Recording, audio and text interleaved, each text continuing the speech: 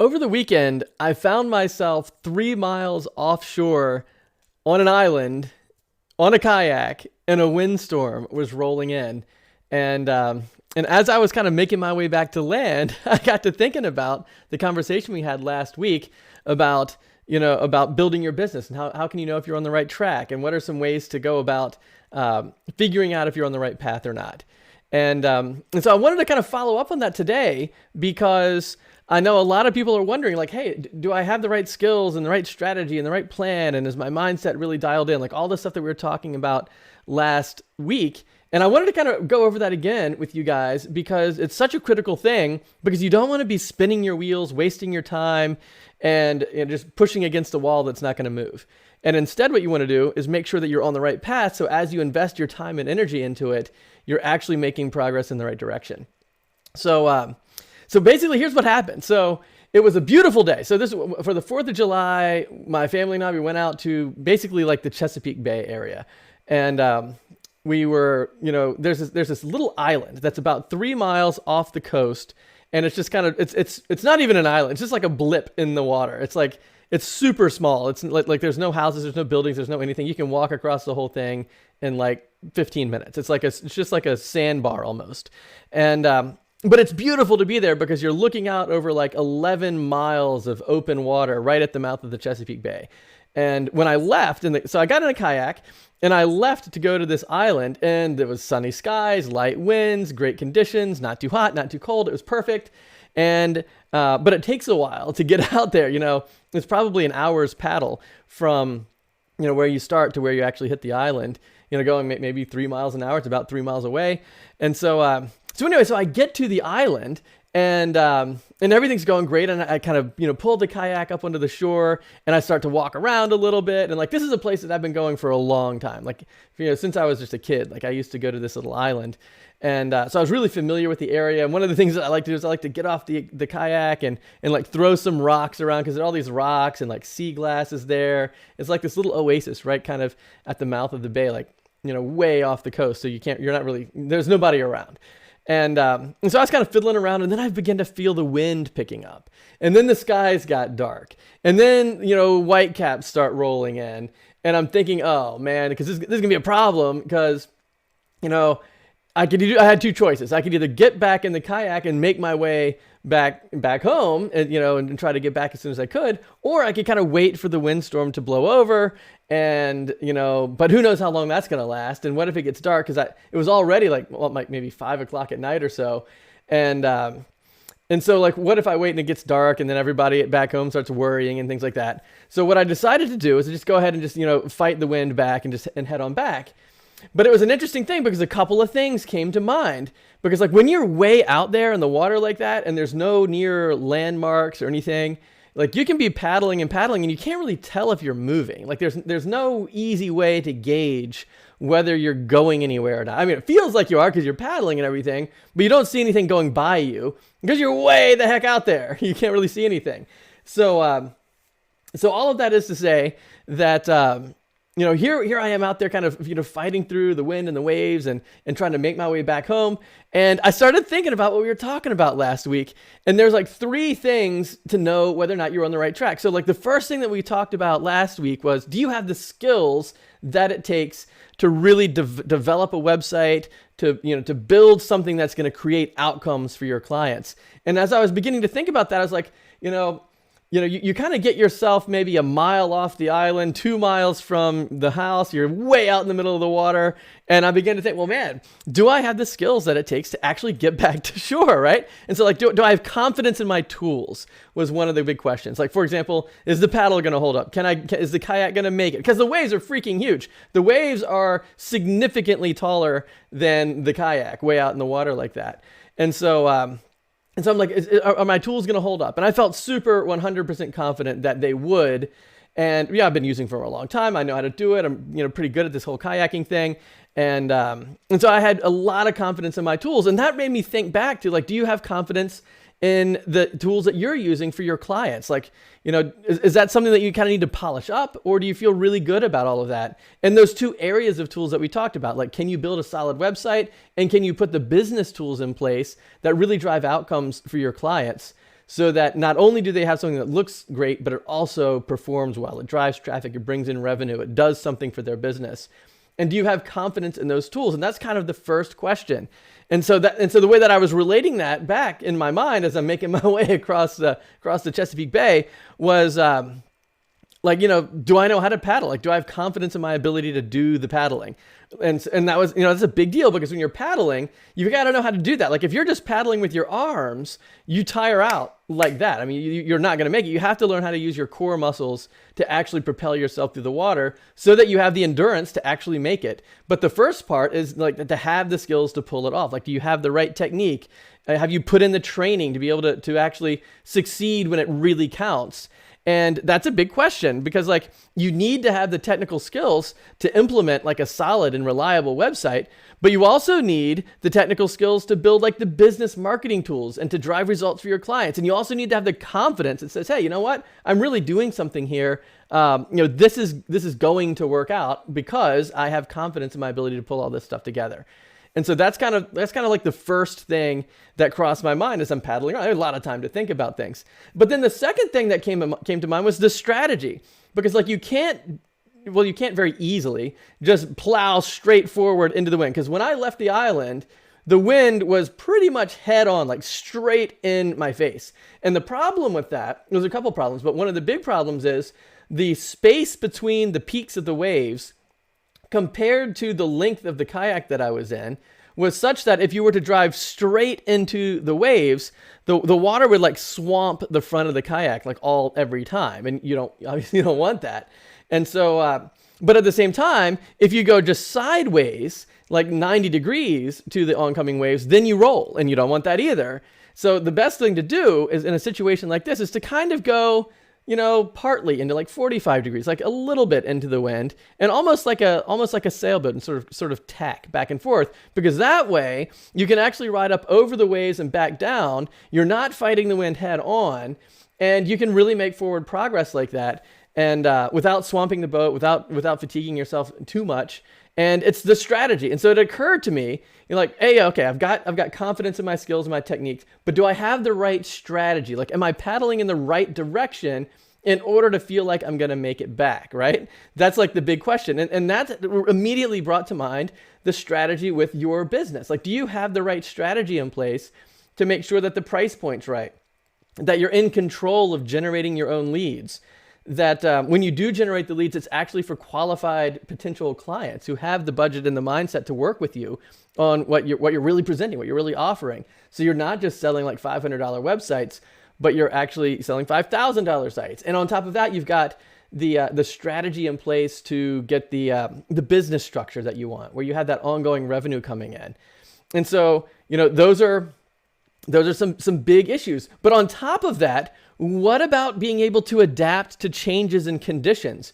Because when I first left, and started heading out to this island, the conditions were great. It was an ideal, wonderful 5th of July, was the day after the 4th of July. It was like Friday day where you could just do whatever you want. But then when the conditions change, you have to adapt. And do you feel like that you have the strategy in place to make that adaptation right now for your business? Because if you've been in the business where you're kind of taking on like outsourced projects from like agencies, you're going to find that that's going to begin to dry up, and that's drying up right now. And if it's not drying up, it's shrinking in terms of its, the kind of revenue that you can generate from those ad agencies, because their price points are shrinking because the implementation of these technical skill sets is getting cheaper and cheaper over time.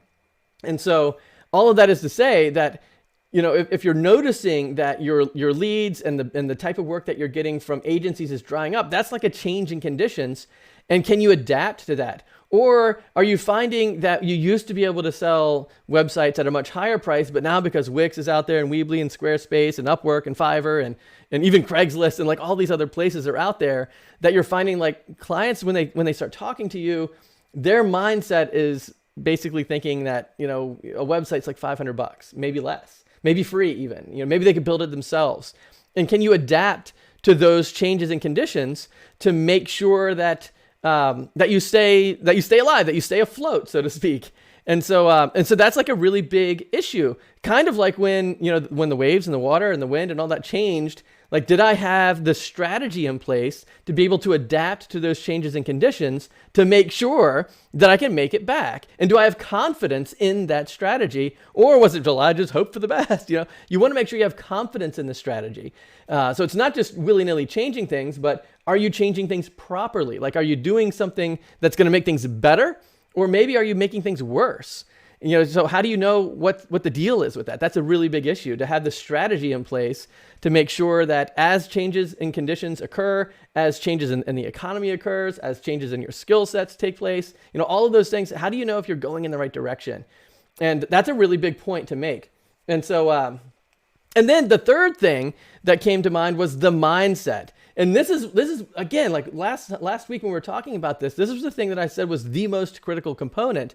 And it really, really is, because you can have the skills, you can have the strategy, you can have everything in place, but if you don't believe it's going to work out, then you end up having failures in a variety of different ways. So like you tend to like freak out. Like, are you going to freak out and panic if something bad happens? Like if you happen to get like a high stress client and something bad happens, is that enough to like shake your whole mindset to say, hey, this isn't going to work out? Or maybe you meet with like, 5 or 6 people and none of those people turn out to be really ideal clients for you. Is that the kind of thing that's going to shake you and be like, well, this is never going to work out. I'm going to give up now. Or do you have the mindset to say, hey, you know what? I just need to dial this in a little bit more.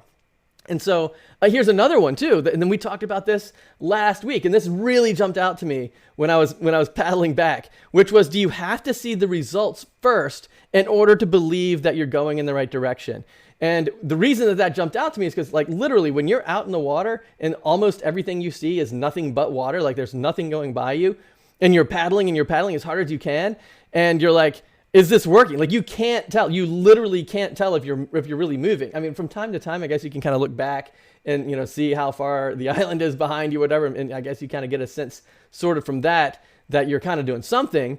But there's no immediate feedback as to whether or not the wind is winning and pushing you back, or whether you're being victorious over the elements and actually making progress in the right direction. You have to believe in your skills and in your strategy. You have to, otherwise you give up. Another thing is you have to have the mental endurance to keep putting the paddle in the water. Even though you're not seeing any immediate progress with each individual stroke, you know that progress is being made because you have confidence in your skills. Like I know how to paddle a kayak. I've been doing it for like 20 years. I know about the waves, and I know about the wind and the conditions. I know how the water works in this area because I've been going there since I was a little kid. I know how to deal with head-on winds versus side winds. I know how to not swamp the kayak. I know how to not roll the kayak. If it does swamp or whatever, I know how to get the water out. So I have all of the skills and strategy to know how to keep moving forward, but I'm not seeing any immediate results. Like every time I push the paddle through the water, I'm not feeling like I'm any further or any closer than I was before, even though it's hard, even though I'm putting effort into it, even though it's tiring. Like all of these things, all of these negative things, all of the feedback is negative feedback. It's tiring. It's maybe a little scary. It's, you're not feeling like you're making the progress that you want. You see that you've got significant odds ahead of you. You've got all of these waves and they don't seem to stop and the wind seems to keep getting stronger. Do you keep putting the paddle in the water? Like, do you keep it going time after time after time? And what is driving that? Like where are you finding the energy to keep putting the paddle in the water? Are you doing it just out of raw just desire to do it? Because if that's what it is, what if you're paddling in the wrong direction? Or what if you're not going hard enough? What if you don't have confidence in the skills? What if you don't have confidence in the strategy? Like, what if you're literally going head on into the wind and like every time you go forward, you're swamping your boat and then you got to get the water out. And while you're getting the water out, you're losing forward progress. And then you try to get back to where you were and you swamp it again. And then you lose forward progress when you're bailing the boat. Like, what happens if that's the case? You don't want to just be putting all of this energy into your business when you're actually losing progress, right? And when you're actually like going the wrong way, even though you're trying to like go in the right direction, there's so many things pushing against you. Like, that's a big issue. That's where mindset really comes in. And you have to have confidence in the fact that, hey, you know what? You really do deliver something that's powerful for your clients. And you have the strategy to actually find the right clients that are looking for the types of things that you can do. So skills and strategy are really there, but mindset is critical. You have to keep putting the paddle in the water, even when it doesn't feel like you're making progress, because you have a firm belief in your skills and in your strategy, which are actually what drives you forward. But if you don't have all three of those things together, then everything falls apart. Like, you can't make that happen. And so here I am thinking about all of these things, as I'm making my way back, back to land or whatever. And it was such a beautiful merging of everything that we talked about last week that I really wanted to come and share this with you guys today, because the things that can really derail you are those exact three things. And I thought that kayaking analogy was really powerful, because again, the first thing, like if you're questioning, what is it that I can do for clients? Like, I'm really good at, graphic design, I can make, I can even code a theme from scratch if I need to, but like, what happens after that? Like, once you launch the site, like, what skills do I need to really help my clients, to actually help them generate business for themselves? Those types of skills. Like, if you're wondering, like, what can I do? That's a really big question. It's a big question for two reasons. The first reason is, if you're going to charge a premium price for your work, like if you're going to be charging at least, so I like to say a minimum of $3,000 up to like $10,000 tends to be the range for that initial build out of all the things, which is the website, the copy, the graphic design work that's involved, like logos and stuff, social media, accounts, branding, all of that, setting up email marketing, maybe building a couple of landing pages, or doing something to get the tools in place to really be effective once the site is launched. And it takes a lot of work. There's a lot of stuff that gets involved with all of that. And it'll probably take you about 6 weeks. And so you want to charge at least $3,000 up to $10,000 to pull all of that stuff together. And, that's a big thing. And so if you're wondering, well, what do I do? Like, what do I put into the mix that's going to get the value up that high? That's where the technical skills come into place. It's both the technical skills to build a website, but also the technical skills to implement the business tools that you're about to start using. There's obviously technical capabilities involved in even something simple, like even like, connecting like, some sort of a stats package, whatever you use, like Google Analytics or Clicky or whatever you're putting on there. You got to know how to do those snippets. Or if you're doing Facebook ads, you got to know how to put the pixel in place so you can track all that stuff. Or if you're doing email marketing and you want to start building an email list, you got to know how to like technically hook up the sign up form and the lead magnet and deliver some kind of maybe an ebook, or maybe some kind of whatever it is that you deliver when people sign up. You got to technically be able to implement all that. But just doing that's not enough. That's the next step. Then becomes the strategy. Okay, now that you've got that stuff in place, then what do you do with it? Like, how do you, like, okay, great, you're building an email list, but what do you say to the people in the emails? And how often do you send it? And what's the pattern for that? And what's the offer? And like, how do you write the copy for that? And whatever you're doing, or what, maybe email marketing's not even a good fit for your client, but are you putting that stuff on the site anyway? Because that's just what like, say for example, what if you're working with like a moving company, where email marketing is probably not the most effective use of your time, because a lot of times moving companies don't have repeat clients. Like, they move people too far away to be a repeat client.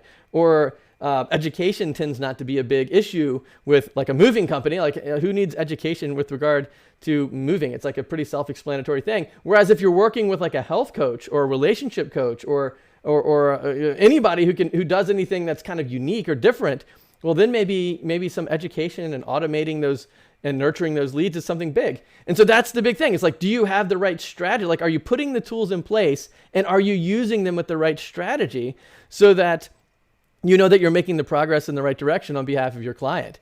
And that's like a huge thing. So if you're wondering, well, I don't know if I have the right strategy, I'm not really sure how to put that together, I'd really like to get into that, because right now what I'm doing is pretty much just kind of building websites. It's not really performing at the level I want. I want to move into the situation where I'm doing two things, where you're building the website and using the website to really drive results for your clients. That's the strategy component. And then the third thing is the mindset. It's like, do you kind of wonder whether or not this is going to work out?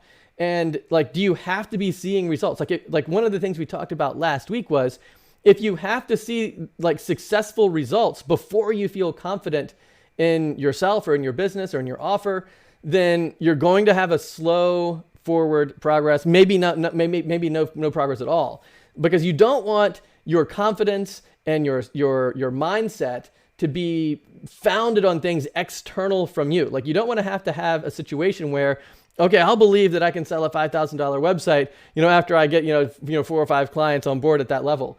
The problem with that is if whatever it is that's kind of supporting you and giving you the encouragement to continue to move forward is external from you, what happens when the conditions change? Or what happens if you just happen to land upon a lead that's not going to be the perfect fit for you?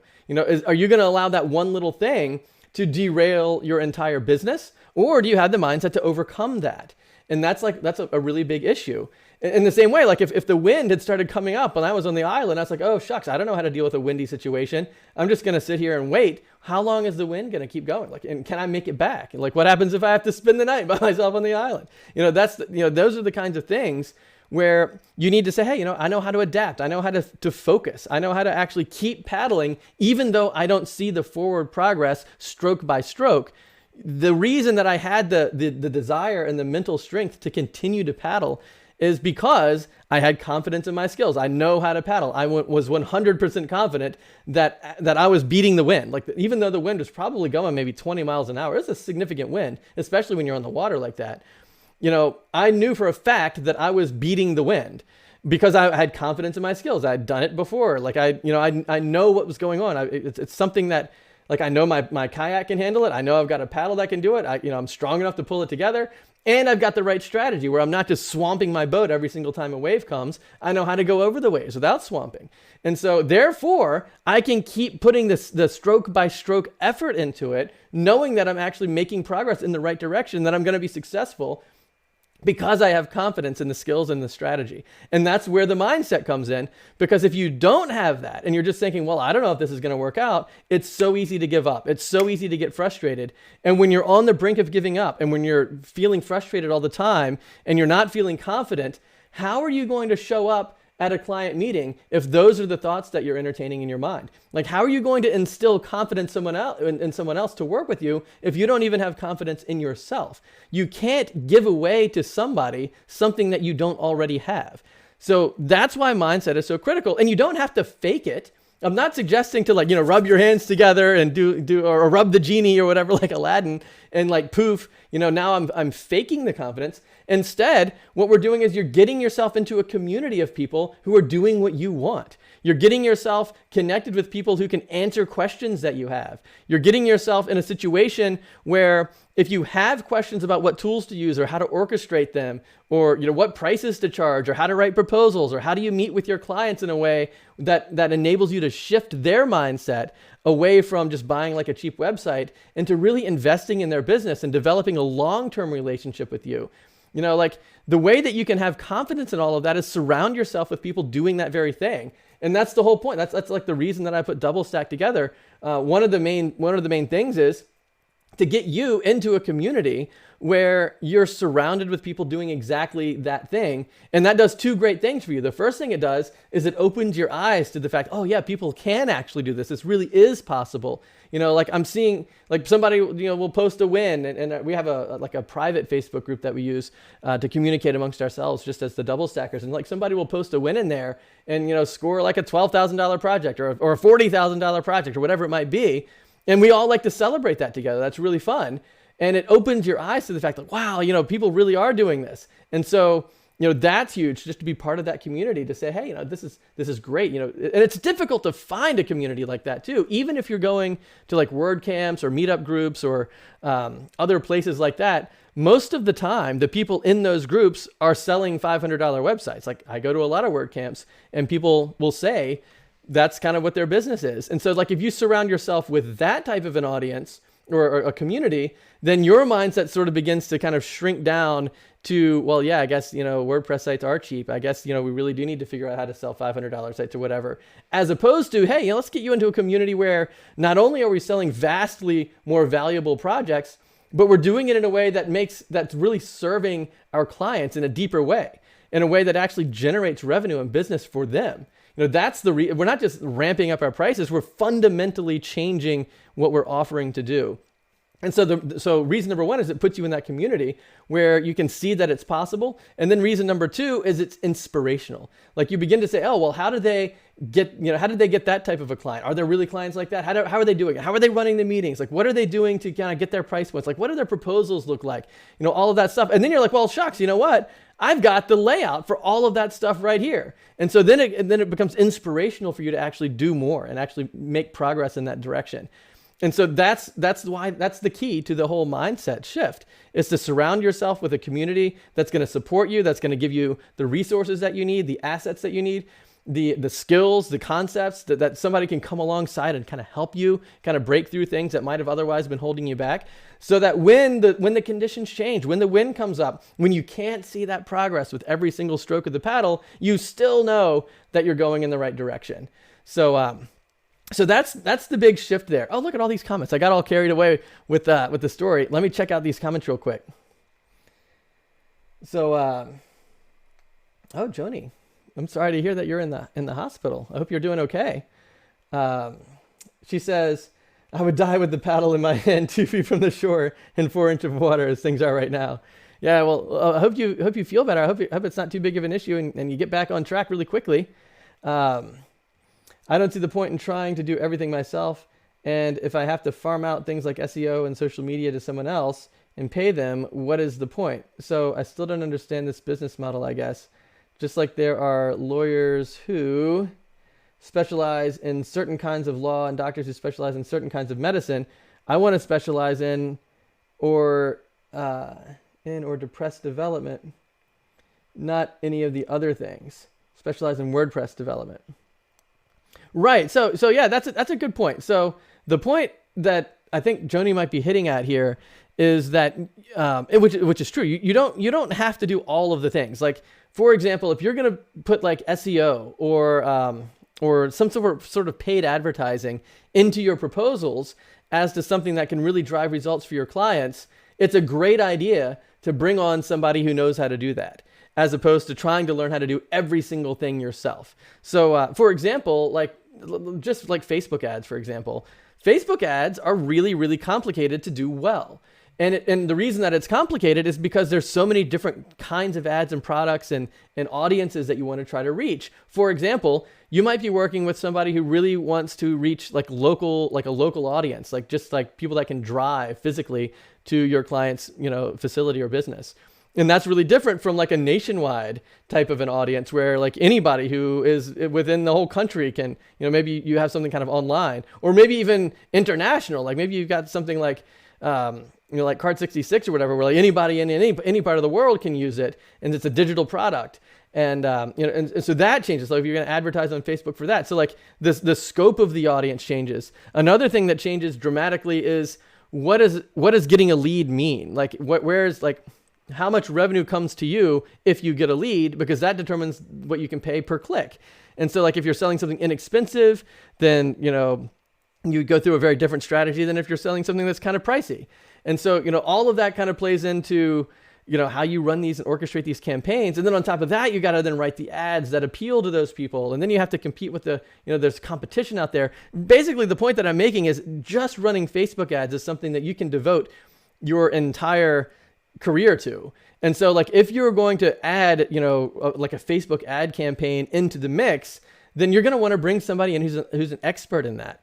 And I think the same thing also applies to SEO, but in a different way. Like search engine optimization is one of those things where there's a lot of effort that goes into it. Now, there's also strategy too. They have to make sure that you've dialed in the right keywords and that you've got a consistent flow of content coming out and that it's resonating with the right people, and you're getting link building in the mix. And there's a lot of strategy behind it, but there's also just a lot of manual labor in actually creating the content to do SEO. And the algorithms are changing all the time. And in my opinion, you don't really even want to focus too heavily on the algorithms, because the point of the algorithms is to make it so that people that write great content always rise to the top. So if you're writing to the algorithm rather than to the reader, then a shift in the algorithms can wreck your site. And I see that all the time. But anyway, the point is, work with an SEO company, like bring somebody in that's an expert in that knows the ins and outs and has the ability to create the right content and can do all of that, because it takes a lot of time to create that kind of stuff.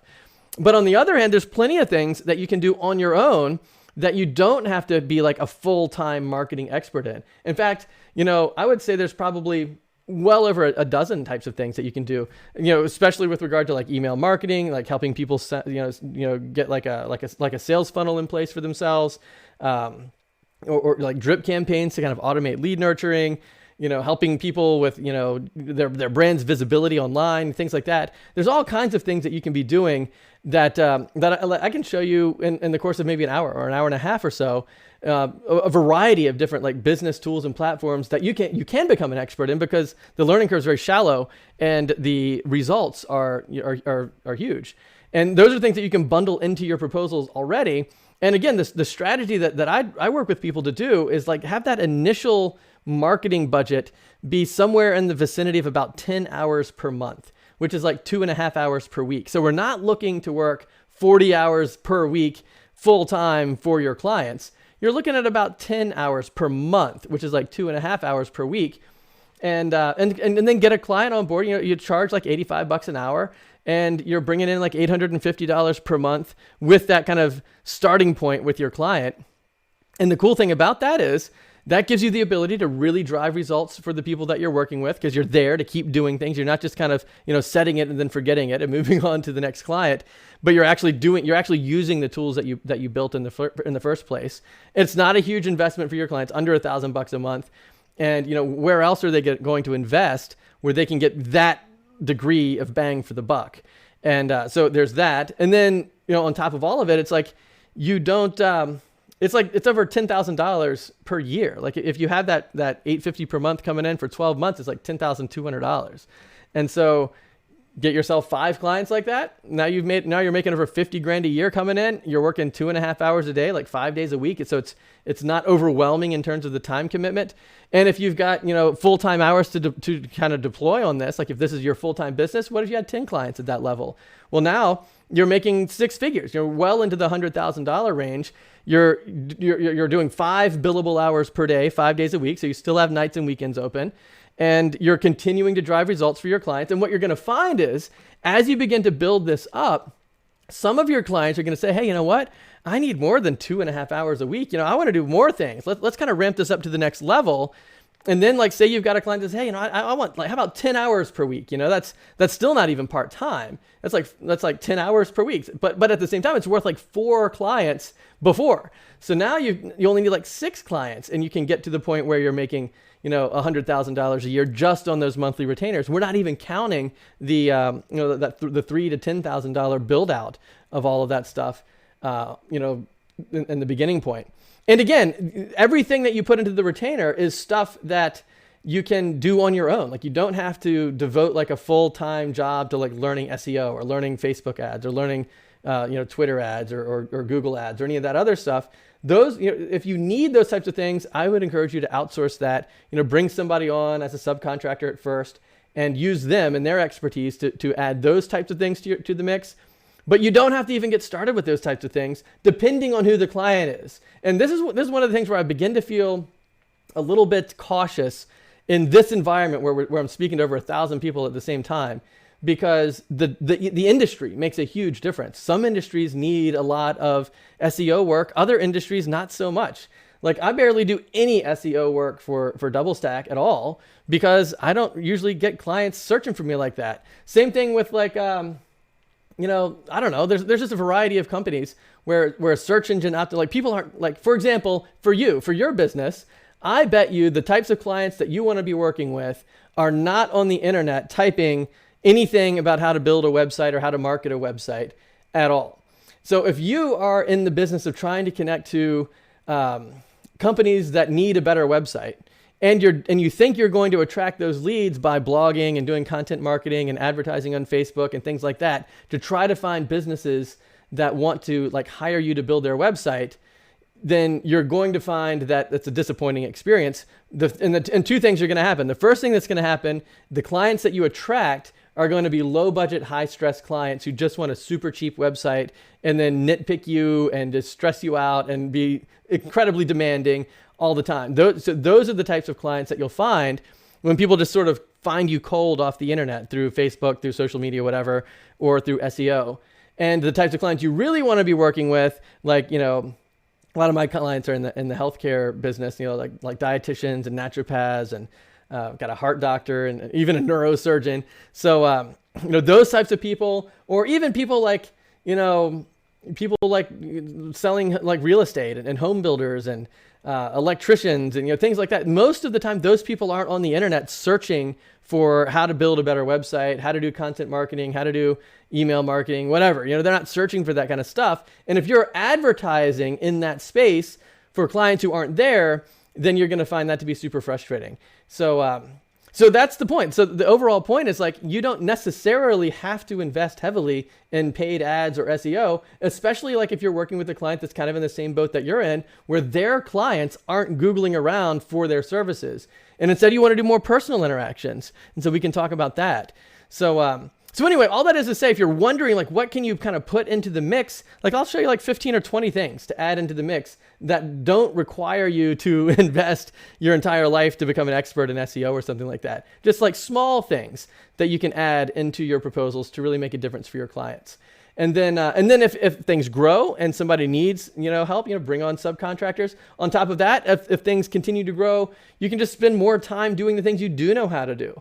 And so there's an entire process that we can go through to really dial all of this stuff in. And if you want to like talk more about it in terms of your clients and your business and what you can be doing for the types of projects that you're really looking for, then let's get on the phone and talk about it. Like, head over to doublestack.net/call, and you're going to see a form where you can pick a time on my calendar, and you and I will talk about all of these things so that we can really figure out, like, where are your clients? What is the right price point for you? What type of work do you like working on?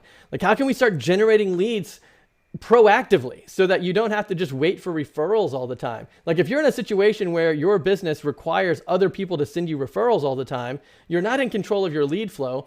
Therefore, you're not in control of your cash flow, and therefore you're not really even in control of your whole business. Like, what happens when the word of mouth referrals sort of dry up? Like, what are you going to do to generate more of that? So what you need to do is be proactive and on the offense and go out and pursue the clients and generate leads on your own so that you can be in control of the type of work that you're doing, who you're working with, what you're charging. Those types of things are really important. And so if you want to learn how to do that, let's get on the phone and dial all that stuff in together so that so we can actually get that happening for you. And if you happen to get some referrals in the process, that's just icing on the cake. It's not the cake itself. So that's kind of the idea. So head over to doublestack.net/call. Let's get on the phone and talk about all of this stuff in the context of your specific business. So you and me will get on the phone for like 45 minutes and we'll talk about, like, where are your leads coming from? Do you have confidence in your skills? Or maybe we can build some of those things up together. How do you feel about the strategy? Like, do you have recurring revenue coming in, or do you constantly have your revenue just kind of fall back to zero every time you launch a site? And then you got the feast or famine problem that you need to overcome. So we can fix those issues.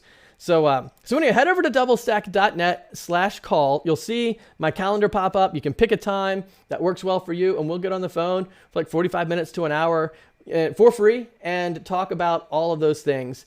And then right after you pick the time, you can give me a link to your website, and I have a couple of questions about the kind of work that you're doing and things like that, so that when we get on the phone, I'll be super prepared and we can just really cram that hour with as much value as possible.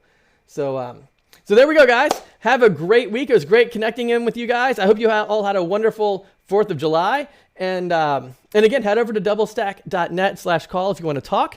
And we'll be catching up again next Tuesday. Meanwhile, if you have any questions or want to chime in later, it's great to just kind of give a high five. Boop.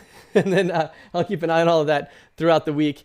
And we can keep the conversation going here. If you want to catch these sessions on the go, don't forget that we've got Apple Podcasts, Google Podcasts, Spotify. You can get all this stuff as a podcast and catch it in the car or whatever. If you're in the car and you want to chime in live and participate, then head over to Building High Value WordPress Sites.